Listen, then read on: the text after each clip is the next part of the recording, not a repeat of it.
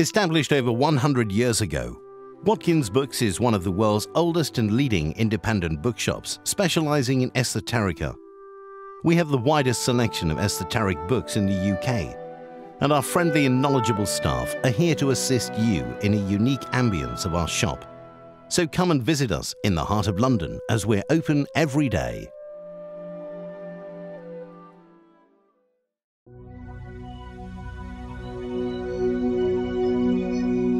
Does your book, film, resource, product, or business change people's lives for the better?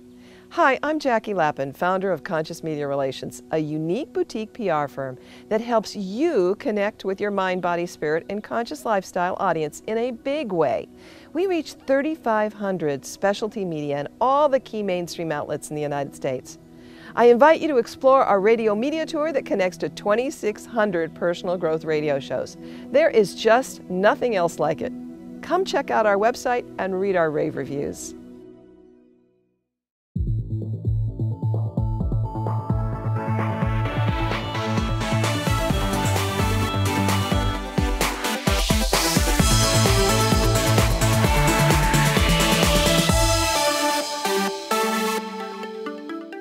The comments and views expressed on The More Show are those of the people that make them and do not necessarily reflect the view of Kevin Moore, The More Show, or this radio station and its affiliate or sponsors. This show is for entertainment purposes only. Broadcasting from the UK and across the world online. You're now watching the UK's only alternative late night talk show, and I'm your host, Kevin Moore. For the next hour, I'll be covering subjects that will open up your mind and provide you with information you may have never heard before. On today's show, I'm about to be joined by my guest, Tom Bird. Now, Tom has led tens of thousands of people to successfully complete their books. And innovator by nature, his most recent book is Right from God, which is already a #1 Amazon bestseller. Now, he claims that the reason so many of us are drawn to write books is because in penning these books, we are given the opportunity to commune directly with God, who urgently desires to bridge the gap between the human side of us and the divine within. Tom Bird, welcome to the show. Thanks, Kevin. Pleasure to be here, my friend. It is great to have you on. It really is. I was just saying off air there that it's so interesting that you've come my way. In what you do, in the sense of helping people write their books. I think it's a fascinating subject, and you've been doing this for many years. Your latest book is Right from God, which is just on the screen as we speak now, along with your website. I'd like to start to get to know you a bit, just a bit about your background as well. And I believe that in your 20s, you could say you had the perfect job, but you ended up leaving this job. And what sort of happened next? Well, I was a publicist for the Pittsburgh Pirates, a big league baseball team. And when I was there, we were a world-winning championship team, which was really cool. And it was a great job for somebody else, you know. But my writing desire was growing in me on a daily basis, and I knew what I wanted to do since I was the age of 4, and I tried everything conventional to become the author I already thought I was, and nothing was working. So finally, during my 4th year with the team, I had like a mini nervous breakdown. I came home from a night game one time, and I just fell on my knees and started crying. I didn't even know I was crying. I was just crying, you know. And after I let enough tears go by, I realized I was crying because of the frustration I felt as an author. I wasn't living the life. I wasn't true to myself. I wasn't living in integrity. I wasn't doing what I was meant to do on this planet. And that was one part of the frustration. The second frustration was I tried everything all my teachers, my professors, and other writers taught me to do, and nothing was working. So out of desperation, I fell to my knees and just said to God, listen, God, I know you want me to do this. I know I want to do this, but I swear no one down here knows how to do this very well. And if you show me how to do this, I mean, you write a book, and publish a book, and become an author, I promise you that I will spend the rest of my life sharing with people whatever method you share with me. 2 nights later, I woke up in the middle of the night from a dream, and I could see exactly what I needed to do to become the author I was meant to be. Put that into play, sold my first book, 4 weeks later, tripled my salary, and I've been an author ever since. That was 32 and a half years ago. Yeah, and you followed your inner calling as well. Just take us back to your childhood as well, in a sense. What was your growing up environment like? And also, what was your upbringing in the sense of religion as well, or was there one? Well, I grew up highly dysfunctional. I grew up in a small town called Erie, Pennsylvania, which was a steel mining town. And I was the fifth of five children, and the youngest by 9 years. So by the time I was born, my parents were rather old, and they were tired of raising children. And emotionally, they just really didn't have the time for me.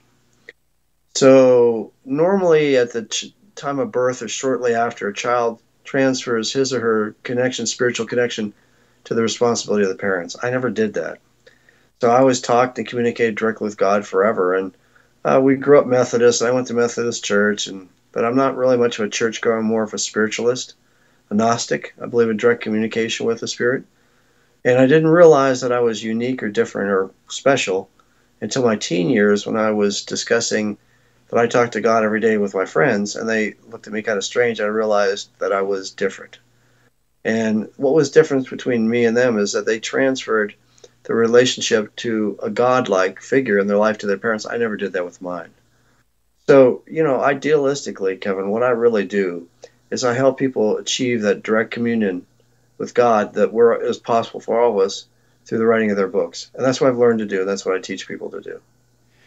And did you not make a promise to God, in a sense, in your early 20s, when you had this breakdown, when things were transforming inside yourself, that you promised to use this gift to share with others? When you're desperate, you make promises. And I was very desperate. I was out of alternatives. And I did make a promise. And the promise was answered so quickly with tangible results that I didn't have the convenient excuse of time to say that I forgot the promise I made. So I started teaching. I started teaching reluctantly, because it was never on my radar to be a mentor or work with authors. But unexpected by me, people started to flood into my classes, and I began to see things happen in my classes besides books getting written and books getting published. I began to see spiritual transformations transpire in the authors that were there. They were changing their lives. They were changing their beliefs. They were healing. They were connected with their divine purposes, divine messages, divine voices, and their lives were changing. So shortly after that, I got addicted to teaching because of the effect of what I had to offer, the effect that it had on people. And I've been teaching now 32 years. I've worked with over 85 aspiring authors since then. Would you say that teaching is a form of love? Yes, I think anything that your heart is involved in is a form of love. It's a form of self-love. I love doing it. I derive a lot from it. And then I have a lot to give back to the people that I share my existence with. It's also we have a shared love of writing, a shared love of experience, a shared love to write books, a shared love of that connection that brings us to write books. So holistically, definitely is a sharing of love. Definitely. Is love, would you say, one of the prime purposes of our existence? It's the only purpose. It's the only purpose. Everything else is secondary to that. And through writing a book using the method that I talk about, that I've been sharing for so long, we connect with that divine love of God. And we have a better love of ourselves because we can see how we're loved. So it's a lot easier to love ourselves better when we get a better example of how to do it for ourselves. So we're connecting with that divine love. Absolutely. Love's the only thing that matters, man. Obviously, there's God in the title in this book. What is God to you? God is the infinite source in which we all sprang from. Now, I use the title God because it's the most commonly accepted terminology outside of source or spirit. It is our spiritual source and spiritual parent. It is what we are derived from, is what we are connected to. It's what we are. Interesting. So when you write your book using this method, you're reconnecting with the greater part of yourself, the greater spiritual side of yourself, the originator, where we came from. And that's why writing a book is such a powerful endeavor, if done properly, if done spiritually. because you're reconnecting with the heart and soul of yourself, your whole self, not just this human part that we see in the mirror each day. Okay, so there's healing then that takes place, when we write our story, in a sense. Well, yes. And the reason for the healing is because when you connect directly with the God self, it begins pouring through your system, your aura, your spiritual body, your physical body, your mental side. And it makes room for itself by removing anything that could have gotten in the way, including inappropriate thinking, inappropriate beliefs, physical wounds. As it comes through, it pushes those out of you and heals you as a result, until you become the real light being that you're meant to be. Okay, that's very interesting. And of course, the clients that have come to see you over the years, they're not just writing spiritual texts. It could be science fiction, for example. It doesn't really matter what type of book a person wants to write. It matters the message and the attunement to the source. That's all that matters. And so we have children's books, we have nonfiction books, we have screenplays, we have plays, we have fiction books, we have children's books, science fiction, romance. It doesn't matter. The spirit does not care how the message is delivered. It just matters to the spirit that the message is delivered. Now that message, Kevin, may be bringing someone to tears, maybe bringing other people to laughter, bringing them to smiles, bringing them to think, bringing them to see. And each author, I know I've written 29 books, but each author has one message that they deliver over and over and over again. It's been said that every author really writes one book, just takes several different versions. And I heard that theory about 10 years ago. I decided to look back at my books. I'd written 26 books up to that time. And they're all different. They all look different. But when you boil them all down, they all say the same thing. My message that I'm supposed to bring to the world is we have a divine purpose. If we live it, we're happy. If we don't, we're not. So if you're unhappy, you're not living your purpose. That's my message. I mean, Kev, I can sit down and write a children's book. I can write a play, and tune in, and it's all going to come out with the same message over and over again. And every author has one message written upon his or her heart, that no matter how many different books you write or what different types of books you do write, the same message will come out repeatedly over and over and over again. And so it's our divine message and our divine mission as human beings to deliver that message in a tangible form and to leave it behind as a building block for other buildings to be built upon before we leave this plane. That's our job, and that's where books come in. That's a key to writing good books. Yes, and there's so many people have told me that about living your divine purpose, and I guess that can scare some people. Hence, that they're in fear of listening to their own inner voice. They're in fear of guarding their own selves rather than being told what to do. They're in fear that maybe they won't get a monetary value for what they're looking at doing. But whatever, there's a whole host of issues that come along with not following your purpose. I'm sure there is, but it's so true what you say, that when you are in your authentic self, only good things come. Absolutely. And that, really, Kev, I really see fear as a directional tool. Every time I sit down and write a book, I get frightened because I'm going to be coloring outside the lines of my life once again. I'm going to be exiting through the gate of the fence I put around the perimeter of my life. That's what life is about, man. It's about expansion. It's about growth. It's about expression. So I see fear as a directional tool in regards to writing. And you should be scared to write because it's going to change your life. And every type of change, no matter how positive it is initially frightening to the left brain, which is trying to keep us in our little boxes. Yes, but when we go in through the fear, there's always joy beyond. Fear is like smoke in my life. You assume there's fire. And many years ago, I found myself running from the smoke. And I thought, whatever I'm afraid of is getting the best of me because it's winning. I'm going to try running at that smoke. And so I ran at the smoke of fear. And I never found fire. I always found a pot of gold on the other side. So when fear appears, I think, yes, another great opportunity for me to be a hero to my own life, in my own life. Yeah, thank you so much for sharing this with us. It's so interesting. And what about a life of a person, he, she, that writes a book compared to the person who doesn't write their book? Well, I believe there's a divine timing for when books are meant to be released. I also believe that books are written on the other side of life before you were born. And there's a divine time they're supposed to be released. And God kind of whispers in your ear, Kevin, like he's been doing with you for the last month, Kevin, get ready to write your book. The time is coming. You're listening. Some don't.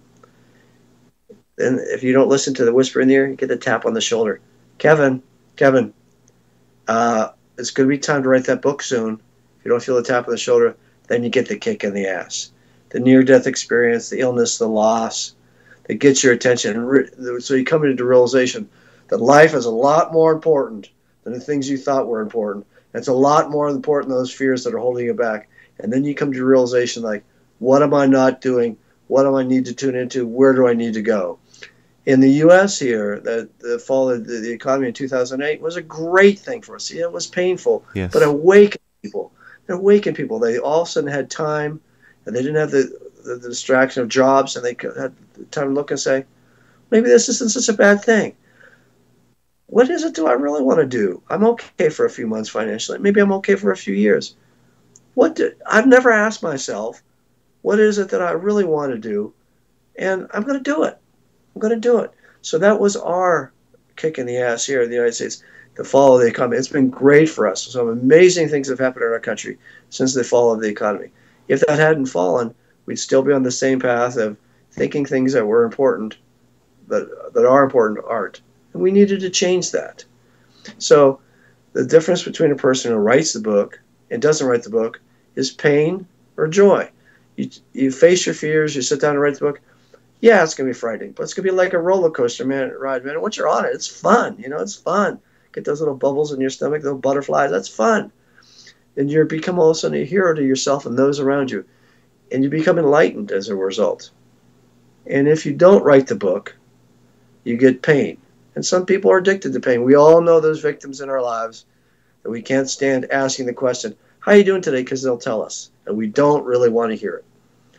So you can either be a victim or a hero. And my personal motivation, Kevin, is I don't want to die a coward, man. I don't want to look down that white light tunnel at the last breath of life and say, Chom, you are a chicken shit. I don't want to die a coward. I don't mind if I die a fool. I'm not going to be a chicken shit. You know what I'm saying? So I'm always going to go in the direction of my fears, always seeing it as my calling forward beyond the barriers I put in my life. So I don't really understand what's so difficult about writing a book. I mean, we're putting words on paper. We're not like walking across hot coals or something, We're putting words on paper. We're tuning into something greater than us. So if anyone out there is having a difficult time writing a book, I want to make it really clear. There's nothing wrong with your viewers today. There's nothing wrong with them. There's just something wrong with the system they've been taught. If you change the system, you'll change the results. Wow. Okay. There was so much great stuff you've just said there. There really was. And before I just pull some of those threads that you've just mentioned there. I suppose not everyone's going to write a book, though, are they? It's got to be that inner calling in you to want to do it. And it's the life path for some people. It's not for others. That's not true. Aristotle said to live a full, complete life, every human being needed to write a book because he understood the spiritual significance of doing that. There are those people who are consciously attuned to the fact that there is a book calling inside them, and there are those people that aren't consciously attuned. 81% of Americans, according to the New York Times, feel that they have a book stuck inside them that they have to get out. And that means only 19% of Americans are blind to that fact. If I had my way, I'd make it a requirement that before anyone graduated from high school in this country, they had to write a book. I mean, the Kennedys, before they graduate from college, they all have to write a book. So they reach the spiritual attunement. The Kennedys understand this. So they can reach their spiritual attunement. So they know what their purpose in life, so they can follow it and live a useful life. I feel everybody has a book stuck inside them. Okay. are not consciously aware of that fact. That's been my experience, Kev. Okay, very, very interesting, and it's a great truth that you've got there, and I think it's very, very, very empowering. And you were saying things there as well about the economy, obviously, the great shifts that the whole world has been through in a sense, but that also shifted the publishing business at the same time, didn't it? I mean, from great book publishing companies to what they are now. Yeah, thank God. I refer to now as the golden age of publishing. You can literally write a book in a weekend with me and have it on a bestseller list within 2 months. Just the last 2 years alone, we had 40 authors come through my system that went on to become #1 Amazon bestselling authors. And you can make a ton of money being an author now, too. To make $1 million, you have to sell about 85,000 books. Where if you go through the conventional route of before the economy fell, you have to sell over 1 million books to make $1 million. It's a great time for being an author. It's wonderful. There's never been a better time than now. Yeah, and towards the end of this interview, we'll get into some of the subjects on the business side of it in a sense. Okay, yeah, well, let's park that there just for a minute because I want to come back to that. But yeah, absolutely, you can make a living from this, more than a living, and it's such a different system nowadays, which we will get into. Now, the process. You talk about it as well, that it's almost like a holistic process, writing a book. And also, just a little bit of the threads that from what we said before, you don't have to be, if you may be dyslexic, that doesn't stop you, from from using your process, does it? Kevin, I want to compliment you on your questions. They're very in-depth, and it makes this a very inspirational interview for me, so thank you. Yes, it's what I'm really saying is writing is a holistic process. The reason it doesn't work through the formal educational systems is because in the UK and throughout Europe and the United States, we are taught that writing is a cerebral art form, which a little bit of it is. But if you only approach writing from the cerebral perspective, it's like driving a car with one inflated tire and 3 flats.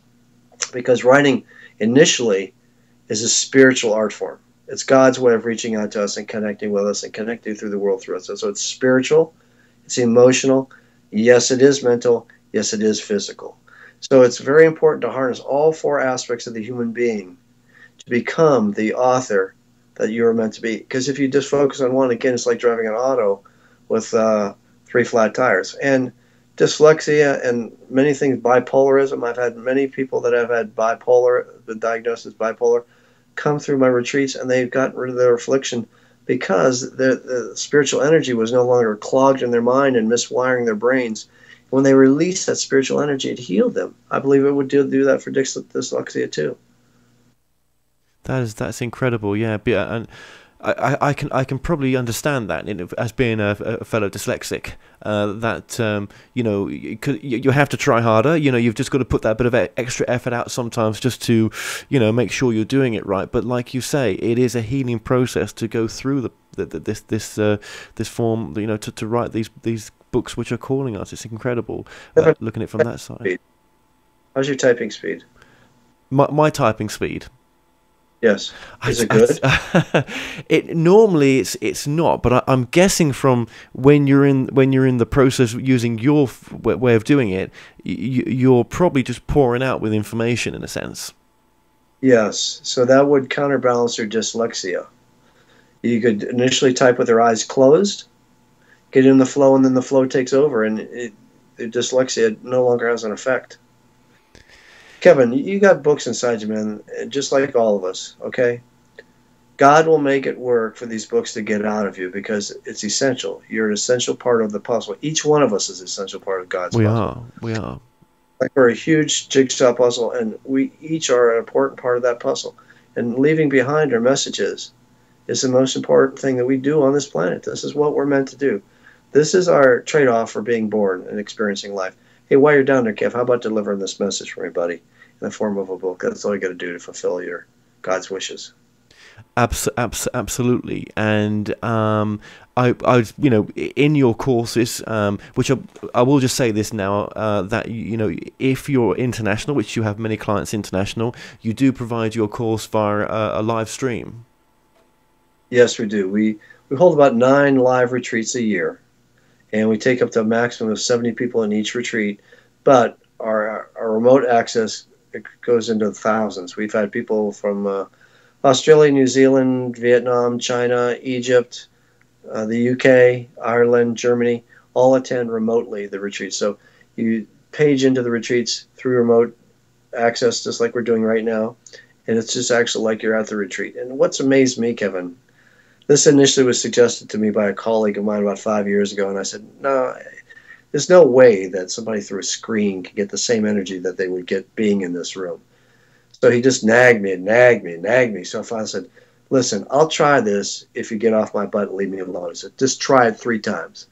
Well, amazingly, Kevin, the same energy that was prevalent in the room at our retreats was prevalent in the rooms of those people who were accessing us remotely. So we got the same results, which I found to be amazing. But we perfected the methodology of it now, and now we can entertain thousands of people on a remote basis per retreat. It's absolutely incredible, the technology that's out there and how good it is. It's obviously it's cheaper to use the streaming version in a sense if you are remote, right? If you don't have the money to travel internationally, and like you say, the energy is still there, and that's the special part of that process. It's not broken. It's amazing, isn't it? That how it works. Permeated through the screen. Yeah, it's incredible. But in your retreat, whether they go through the live stream or they're in person at one of the retreats, you teach people, and the book talks about this as well. How you teach them to sort of get out the way and let the book come in. Yeah, let me be real straight. I've birthed tens of thousands of books with new authors. However, I've never taught anyone how to write a book, and I never will. What I do is I teach them to connect with the book that's already there. The reason people want to write is because there are books stuck inside them trying to get out. So they don't have to create a book, which relieves a tremendous amount of personal pressure. You don't have to create a thing, except the space to connect, to release the book that's already there. And if anyone out there has studied great writers, at one time or another, every great author has basically said the same thing. The book just seemed to write itself, just poured out of me, and it seemed like to have its own personality. And I was actually reading it while I was writing it to find out where it was going.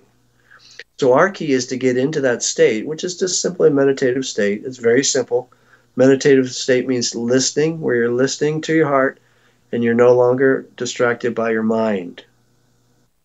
And so you listen to the heart, and let the book move through you, be released through you. And that's what we do. And it's not, I wouldn't refer to it as channeling. Some people may jump to that conclusion. I see it's more communion. I see it's communion with the divine. It's a communion with the divine. It moves beyond channeling. It's funny, when I obviously I'm progressing with my channeling, and my guides tell me, what these high dimensional beings do, that everything is channel text in a sense. We think it's one way. This is just their truth, obviously. Everyone's got their own truth. You've got yours, and everything's got to be respected here. But their truth is that everything's channeled. People sometimes say it's not, but actually it's coming through your soul from somewhere else. For example, when I interviewed Neil Donald Walsh, Conversation with God, I've interviewed him a couple of times, and he wouldn't use the word channeling, but he'd use the word, in a sense, maybe creative writing, where it just poured out from him. He got out of the way, and this source came through his soul, and wrote these books along with him when he was consciously, because it wasn't like a trance state, he was conscious of it as well, and he was part of that teaching. Yes, absolutely. Well, he had to write because otherwise he would have went nuts. The voice of God was pouring through him. He tried to outrun that, and finally he just sat down and said, "What?" And God said, "Who are you?" "God." "What do you want, God?" "I want you to copy this down and write it into a book." I mean, his life is a sterling example of what is trying to happen through all of us. And he actually wrote his books initially out of desperation because he couldn't outrun them. We're in the same state. I mean, our books, which is spirit, innately spirit are relentless. They're not going to give up on us. They're not going away. They're going to bother us until they're released. And to tell you the truth, I don't believe any human being who feels they have a book stuck inside them can have the peace they deserve until they sit down and actually write that book. You know, and you'd think that the people at my retreats, when they finish their books, they're all instructed to come talk to me once they finish their books. And you would think that they would be elated, because on an average, people who attend my retreats have been wanting to write their books for over 22 years. So you think they'd be elated. Yahoo! Wahoo! I finished my book. This is great. This is the best thing happened. So I always ask them, I look them directly in the eyes and say, how do you feel? None of them ever says exalted, enlightened. All they just say, common response is, I feel good. I feel like I did what I came here to do, meaning came to life. Or I feel at peace. For finally my soul's at peace. And there's no greater present that can be delivered to us other than peace. I mean, laughter falls away. Exuberation, the opposite of that being excited is depression. Peace is that middle guard, is that where we can have everything from. And the greatest gift we can have through writing your books is peace. And that's what we all deserve, but you won't have the peace until you do write your book. So you need to get started, my friend. And it's interesting, isn't it? I mean, a lot of people who talk about, one of the prime purpose as well, is to be of service. And writing your books, you're completely being, everything we do in a sense in our job is really of service, but to stick with the books for now, with writing your books, you are being of service, because this book is going to heal someone at some point. When this comes across someone's lap at the right time for the right person with the right message in there, it's going to help them in that moment. You may not know who it's helped, but it will. The person you're primarily being of service to is yourself. Okay, I mean, we can't give anything to anyone that we don't already possess. You can't give anyone love, healing, enlightenment unless you possess that yourself. So the first person that's healed, the first person that's enlightened, the first person who finds peace as a result of your book is you. And whether someone reads your book and derives that same peace or enlightenment or whatever, exhilaration, or you just directly affect somebody by being you now because you're comfortable with being you, because you're at peace. A book has led you to that part, to that portion of your life, that place in your life. So the first person that's healed is yourself. And writing is a very narcissistic art form. And I don't mean that in a psychological sense. I mean it in a realistic sense. We're writing the books for us initially. And unless the experience is enlightening and exciting, we're getting something out of it, we won't do it. And the book knows that. So the book approaches us as if we were our own readers. And so it makes itself exciting and enlightening, and gives us only enough to know what we need to know to write the next sentence, next paragraph, next chapter. So it's meant to heal us first, Kevin. And then hopefully through our own lives or the sharing of the book, we can heal others too. But it's meant to heal us first. Well, thank you very, very much for sharing that. I really appreciate your insight on that, because it's interesting, very interesting what you've got to say, and I think it's very healing for a lot of people as well. We may have covered this before, but in a sense, but in the idea of discipline, writer's discipline, which is always talked about as well. What's your viewpoint on that? Well, the discipline that I think you're referring to is the opposite discipline that I would suggest. The discipline I would suggest is a discipline of different steps that you follow religiously that counterbalances the inappropriate training you've had up to this point as an author. That's a discipline. So do you want me to go over those steps real quickly with you, Kev? If you could do, please, yes. Okay, and I'm going to try to go over these slowly so that your listeners can write this down. And this is what I refer to as the discipline of writing, and its job is to counterbalance the inappropriate information and training you've gotten about writing so far that has not given you the results which you deserve. Step 1, pick a specific place to write. Now, it doesn't have to be the same place, but preferably it would be a place in your home, a place in an office, a location outside your home, where you only enter into to write. It needs to be a very sacred place. So whenever you enter into that environment, you're automatically, oh, we're here to write. Don't pay bills, don't send out texts, don't Watch TV in that space, just a place where you'll write. 2, pick a specific time to write. Specific time. Best time to write is first thing in the morning, because the world hasn't woken up, including you, yet. How much time do you need to write a book? About 17 hours using my method. 3rd, relax. I would encourage your listeners to go to my website, tombird.com. There's a freebie icon on the homepage, and if you click on that, there's a CD called Transitioning Back to the Author You're Meant to Be. It's a relaxation CD. When we relax, play this CD. When you relax, the left brain calms down. Now you're in a meditative state to be able to hear God's self come through you. 4th, attune the body. You should always sit straight up in a chair, arms and legs uncrossed, to write. The reason is because then that inspiration hits you. If you're not breathing fully, if your blood's not flowing freely, your body will flip out and it will shut down the inspiration. And all inspiration, all writer's block begins and ends on a physical level. So attune the body. Sit straight up in the chair, arms, legs uncrossed. Take a few moments to relax. Make sure you're taking deep breaths, especially deep exhales. 5th, things to keep in mind when you are writing. Number 1, write as fast as you can. Faster you write, the less time you have to think. Number 2, don't read, edit, judge, or criticize your writing as it comes out. Number 3, always write what you feel. Number 4, keep your pen moving or your fingers going across the keyboard at all times. If a person follows those steps religiously, they'll get the results they deserve as the author they are meant to be.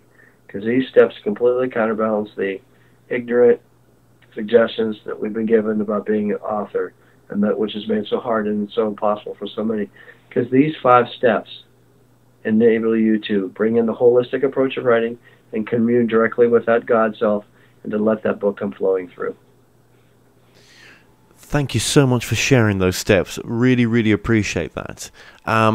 You talking, because I've sort of skimmed over your book as well. I read a few bits and pieces from there and took some notes. You're talking there as well about the ego.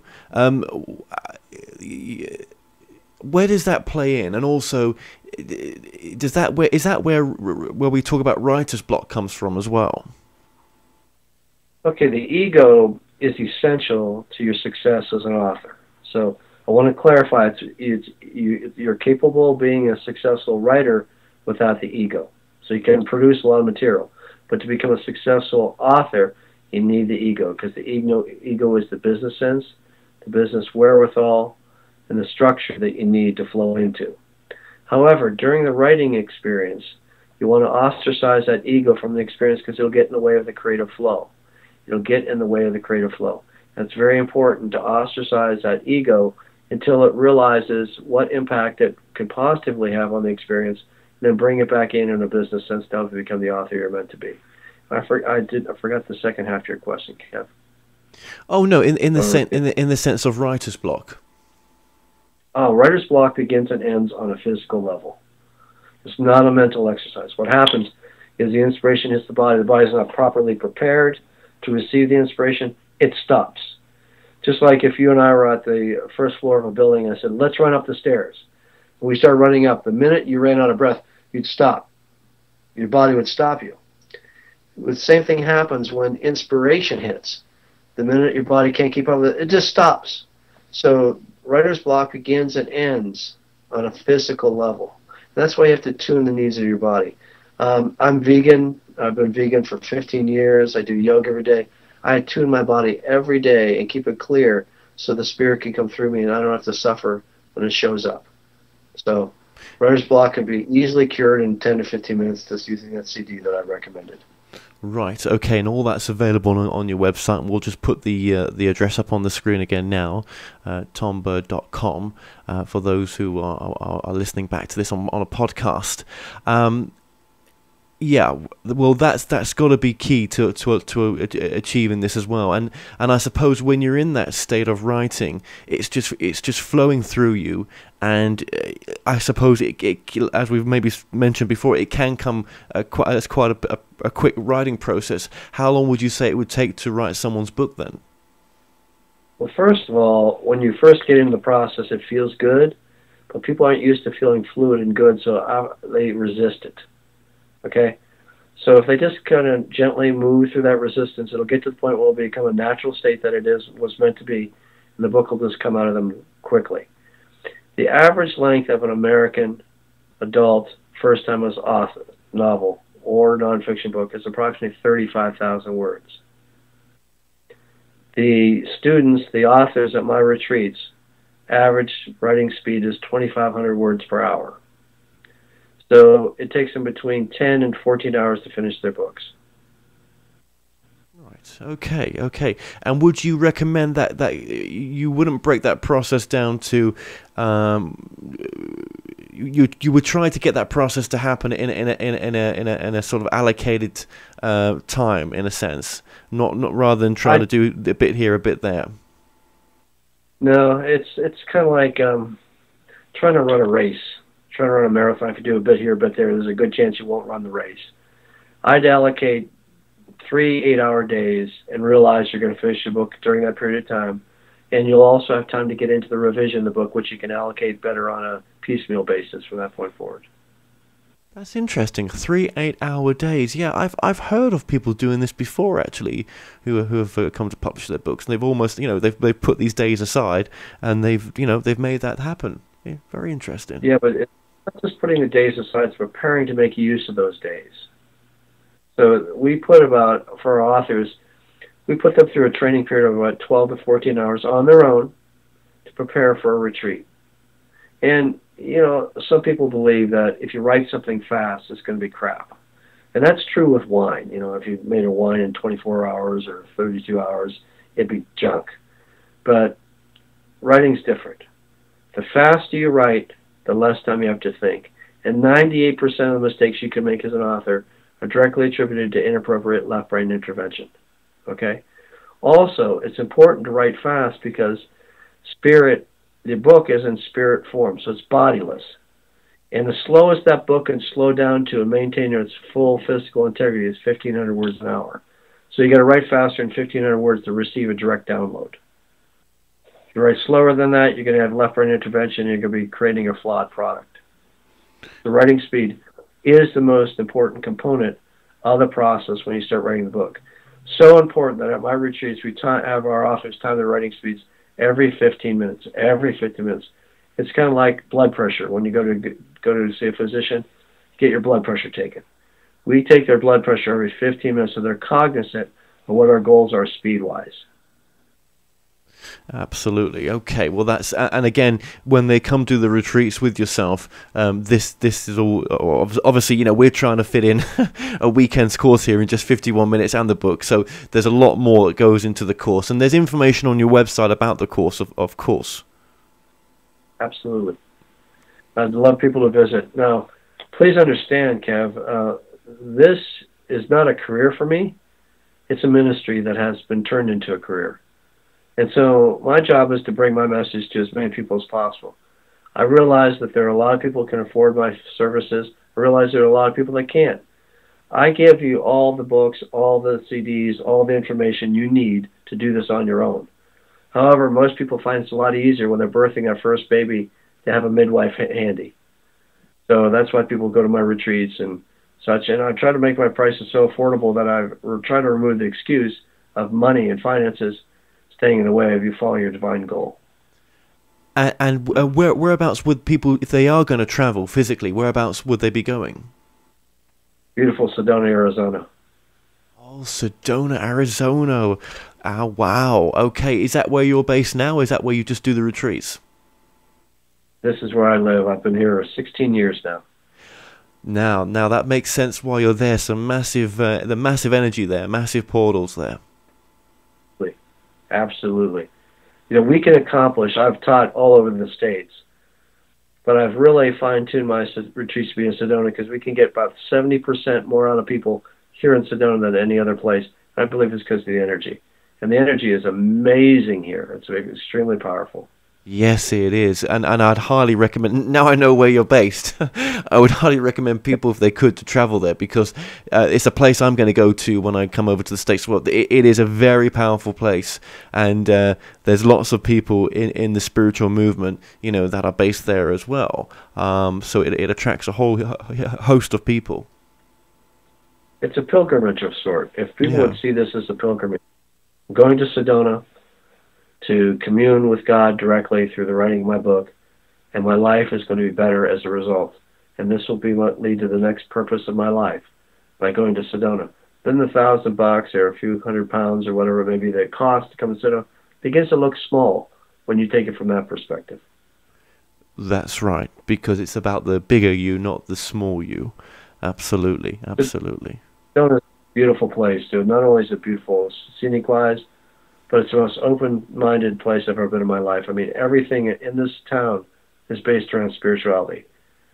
We don't talk about the economy. You talk about what aspects of the spirituality is causing the change in the economy. And spirituality is the conversation.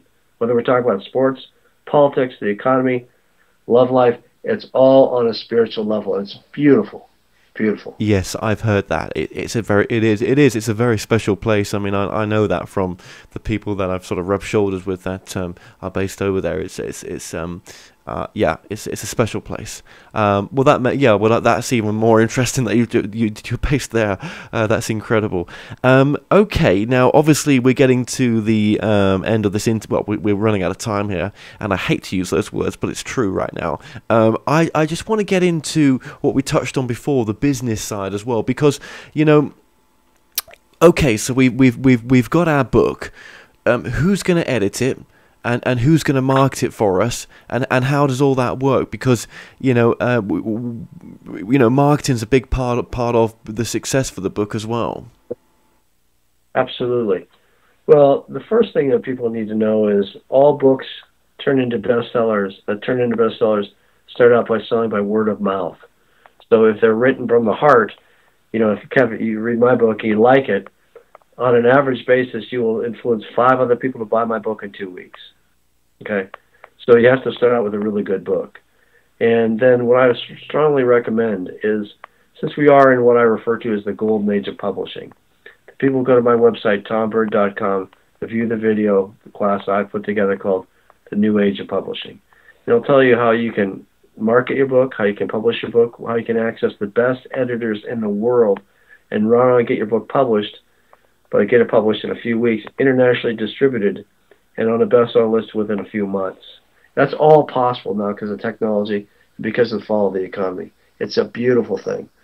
Where when I first started in this industry 30-some years ago, my audience was limited to a certain pocket of people in the United States. I have access now to the world through the internet, to the world. And I have direct access to my readers when beforehand I used to have to go through a 5 or 10-step system to get access to anybody that had access to my readers. There is more than hope. There is a system out there. And the video I have, The New Age of Publishing, will tell you what that system is. And the good news, too, with the fall of the economy, the greatest editors in the world are now available to us to hire. The greatest publicists are now available to us to hire. And through the internet, we can now do book blog tours across the globe without leaving our living rooms, where we used to be restricted to doing book signing tours at bookstores, where sometimes the bookstores did a decent job, sometimes more cases than not, they did a poor job bringing people in to see us. Now we can be in the company of literally millions of people at a time, Kevin, through book blog tours. And you can go from being a want-to-be author to being a famous author in no time at all. No time at all. It's a beautiful time of the year. It's a beautiful time of the golden age of publishing, which just reinforces the fact that each person has a purpose. Each person has a message. Each person has a voice. And all those need to be brought together in the writing of your book and released for the world to view so you can live your purpose and have the peace you deserve. And without sounding a bit silly, because I come across this quite a publicist. What is the prime job of a publicist then? Well, there's a few different levels of promotion. First level of promotion is you want to make sure that you write a really good book. That's the most important thing. Okay. Second level is you have to get on a social media. social media. You have to be well diverse in social media. Third, that's where the publicist comes in. They can take a proven product, a good book, a well-known author, and then begin to place that author on prominent TV shows and radio talk shows. That's the key. So it's a really three-step process. Some people believe they should just find a publicist and then write a book. The publicist is not going to be interested in you unless you have a good book, unless you're a known source. If you have a good book and a known source, then the publicist comes into play to take you to the highest level of communication. Right, right. Okay, well, thank you for sharing that, yes. Okay, so again, referring them back to your website, and again, like you say, there's a video on there, links on there, that explain this section of it. If this is, obviously, some people aren't very, obviously, business-minded, and, this part is new to them, but it's a part you've got to be aware of and know what the procedure is for it, so you can, give your material the best possible chance. So, okay, what would you say then? It could be a potential. What would you say then is maybe a most important message of your work? Most important messages are my work as number one, if you are having problems with your writing, if you've been procrastinating, if you've tried and you failed, there's nothing wrong with you. There's just something wrong with the system you've been employing. Employ a different system. The system I share, that was shared with me, was led to my success, I openly share on my website. And that system allows you to embrace writing as a spiritual art form that it is, receive a direct communion again with not only the book, but with God, and for your life to be healed and for you to receive the peace that you deserve. And again, your book, Right from God, is available directly from yourself and Amazon. That's correct. Okay. Any major bookstore will have it too. Excellent. Well, Tom Bird, thank you so much for joining us today. Thank you, Kevin. Call me when you get to Sedona, my friend. I will do. Thank you so much. Thank you. Well, we've come to an end on tonight's show. Don't forget that you can listen and watch all our past interviews on the More Show's official YouTube channel. Remember to subscribe to our YouTube channel for new daily shows. You may also find out more on all past and upcoming guests on the show via themoreshow.co.uk, and don't forget to like us on Facebook and Twitter for the latest updates. So until next time, be safe.